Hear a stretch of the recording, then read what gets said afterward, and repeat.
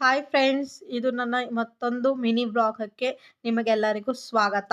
ಇವತ್ತು ಸಂಡೆಯ ನನ್ನ ಒಂದು ಮಿನಿ ವ್ಲಾಗ್ ಮಾಡ್ತಾ ಇದ್ದೀನಿ.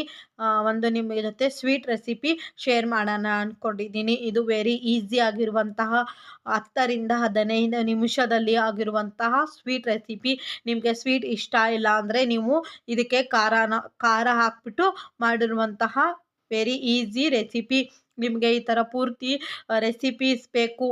ರೆಸಿಪೀಸ್ ಬೇಕು ಅಂದರೆ ನನ್ನ ಲಾಂಗ್ ವಿಡಿಯೋದಲ್ಲಿ ನಾಳೆ ಹಾಕ್ತೀನಿ. ನೀವು ಇಷ್ಟ ಆದರೆ ಹೋಗಿ ಚೆಕ್ ಮಾಡ್ಬೋದು. ನೀವು ಈ ಥರ ಮಾಡಿ ನನಗೆ ಕಮೆಂಟ್ ಮಾಡಿ. Very very very very easy ಆಗಿರುವಂತಹ ನಾನು ಸ್ವೀಟ್ ಮಾಡ್ತಾ ಇದ್ದೀನಿ. ನೀವು ಖಾರ ಮಾಡ್ಕೊಂಡು ನೋಡಿ.